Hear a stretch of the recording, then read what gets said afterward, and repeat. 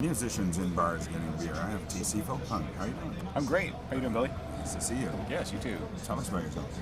Well, I'm about 6'1", Pisces. I play a solo electric thing, so singer-songwriter, but electric guitar, very much sort of a punky kind of attack on the guitar.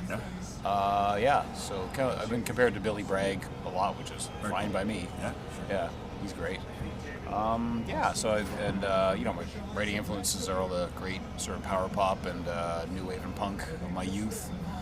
So Elvis Costello, huge influence, and then older stuff, Lennon, McCartney, and Dylan, and it's all lurking in there somewhere. From Toronto? Originally from Toronto. Moved around a bit with my folks when I was a kid. Got as far away as Calgary at one point. So but most of my childhood addresses were in Ontario somewhere. Where do you like playing? Anywhere they clap. It's good. I've seen you in some East End shows. Yeah, I've been busy in the East End. I live in the East End, so it's kind of, it's local for me. We're at the Only right now. We're at the Only, yes, we're the Only.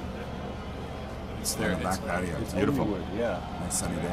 We got some... There's a game on, too. There's a game, yeah. It's Iceland versus England. And the anticipation is palpable, folks. By the time you watch this, you'll know what happened, and I'll have forgotten. So I can't show you the fans, folks. They're too rowdy. They're too rowdy, yeah. I think one of them just adjusted his hat. It's out of control. Much like your shows. Yeah, totally out of control. Yeah, I'm always adjusting a hat. Good segue. Yeah.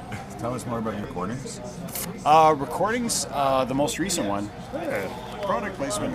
Did this one. This one came out just over a year ago. Lamest fast words. And it was done live off the floor in 2 hours. It's 12 songs done in 2 hours. I never figured it would go that fast. But the engineer-producer, Dave Meisner, great guy, and he's in a couple of bands, one of which is the Curators. He's lead singer for the Curators. They're a great sort of punky, heavy band. He was engineering it, and I went up there. I'd had a gig that afternoon, a 2-hour gig. It was at a coffee shop, so I was like full of Americanos, and got to the studio like, go, and I knocked all the songs off in 1 or 2 takes, just myself and the electric guitar. So the funny thing is, we took 2 hours to record it. And he just kept saying, I thought, well, maybe I'll get 3 songs done today. And he just kept saying, nah, that was good. Next song. Okay. So, but what we did, we sort of had the bed tracks, and we thought, okay, now what can we do in the post-production stage? We have like 1 vocal and 1 guitar. So within that framework, how much can we mess with? So there's, 1 song will have like a chorus effect on the guitar, and he's got some great sort of plugins, some amp emulators. Some of it is real amps. There was a selection of amps in the studio. Some of it, I buried it. Some of it is programs with Universal Audio, so it's all sorts of amp sounds and vocal effects and echoes and weird shit. But so each song kind of has its own sonic fingerprint, I guess you could say. Sure. Yeah. Where are you playing? Next one will be July 7th at Not My Dog, opening for Marlon Chaplin, who's great, also a fantastic singer-songwriter. And Marlon does a regular, is it weekly or monthly? I think it's weekly thing he does there. So I'll be playing there with him. I never played it Not My Dog. I know lots of people have, and it's just one of those places I haven't. So the great thing over the last sort of year, since I went completely full-time with this musician thing, is they're a place I always meant to play, and I'm, checking them off the gig bucket list, you could call it. So, yeah. Yeah, and a few others. It's all. I have so many booked, I can't remember them off the top of my head. I always have to look at a calendar. But folkpunk.com, click on the gigs button. It'll tell you all about it. That's where I go. I have to go to my own website to see what I'm doing. Yeah. Great. Any thoughts of forming the band? I've got guys who I have this sort of list of go-to guys that I would. I don't need a band right now, and I find that one of the things, it's expensive, being a musician. It's hard to, pay the rent. I'm managing. I'm paying rent and buying groceries doing it. But I think one of the things is that the overhead involved is crazy. I mean, if you have a band, you have to have some sort of rehearsal space. You usually have to rent a rehearsal space, and then you need a van for the drums and all the rest of that. I rehearse at home whenever I feel like it. And then I just walk or pop on the TTC, because all I've got is my guitar and a gig bag, and I have a little Tech 21 Sounds amp amp emulator pedal. It just plugs straight into the PA. So I just have like basically one gig bag, go play it. And I like that kind of almost sniper mercenary, you know, fly in, do the gig, bang, I'm done, I'm gone before anybody notices, you know. Yeah. Well, yeah, it sounds really pro. You're authentic. So you've got a Facebook and a YouTube and all that. I got a Facebook. I got a YouTube. I got a Twitter. I got an Ello. Ello is a social networking site that some people are just waiting to take over for Facebook. There's no ads.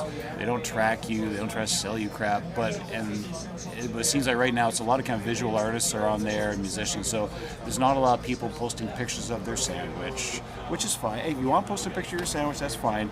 It doesn't do me any good because I can't taste it. So. So Ello it's a really cool website. Not a lot of people are on there, know about it, but it's ello.co. So I got a page there which I post everything on as well, and I just like it. It's easy to use.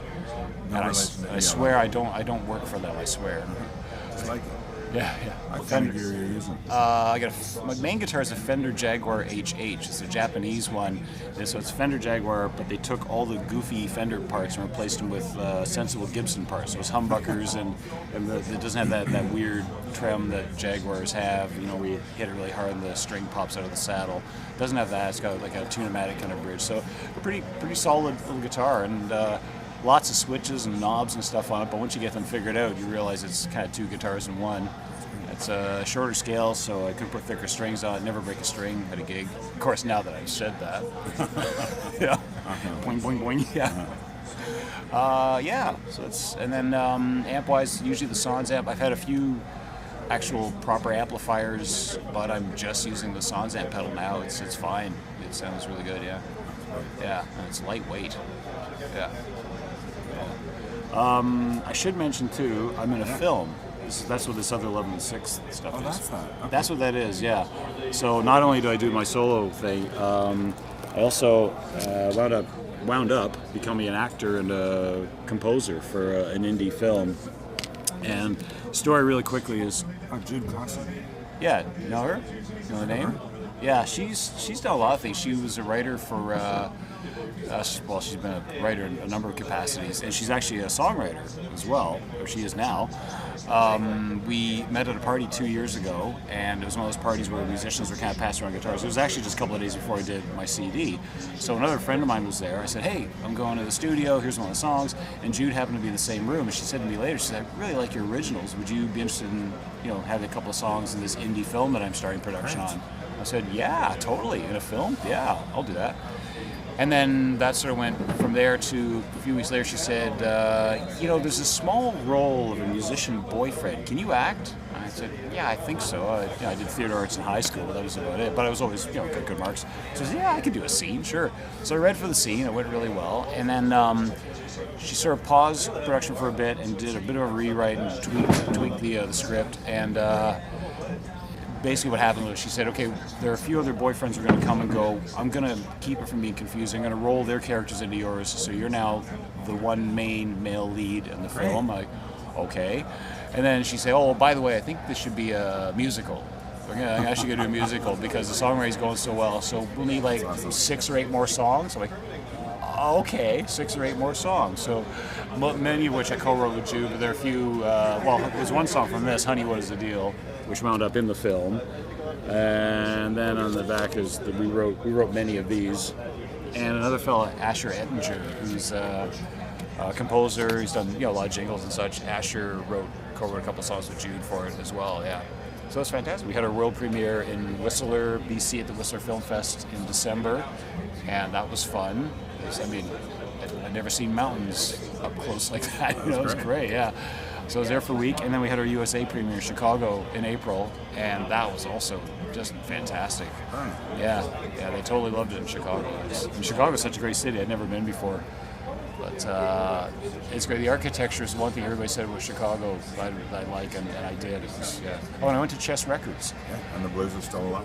Yes, yeah, the blues are still alive. Although it's funny, I got to my B&B, and you know, hotel rooms or B&Bs, you always have like a little brochure on what to do in Chicago or whatever city you're in.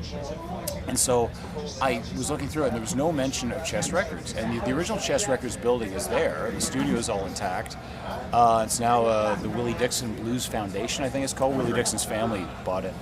And for those of you who don't know Willie Dixon, he wrote a number of hits for Howlin' Wolf and Muddy Waters, and he was and unknowingly, yes, it was so thoughtful of him to write songs for Led Zeppelin before Jimmy Page was born.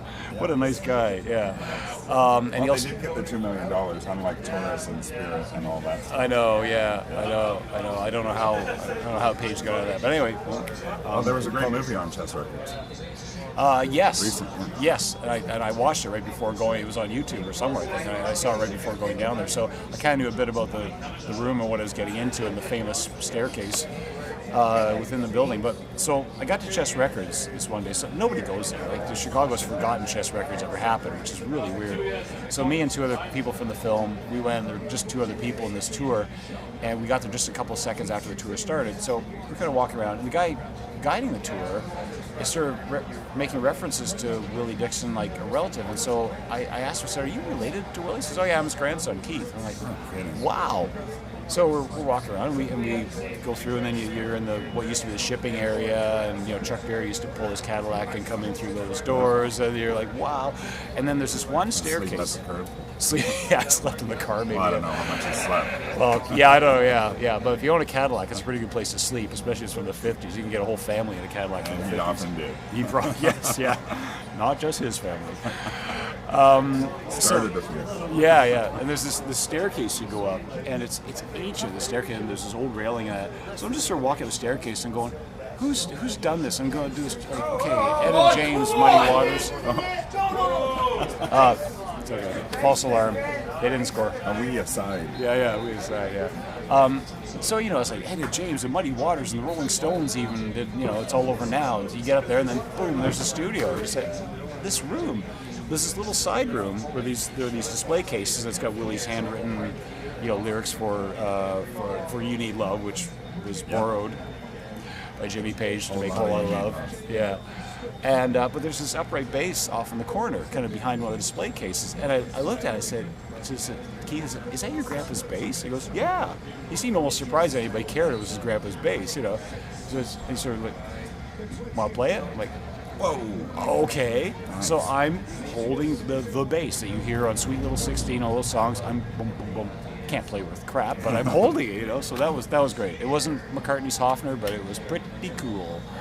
Awesome. Yeah, it's fantastic. Yeah. And Chicago's just such a great, you know, the festival's one long party anyway. So it took me a week of sleeping when I got home to recover.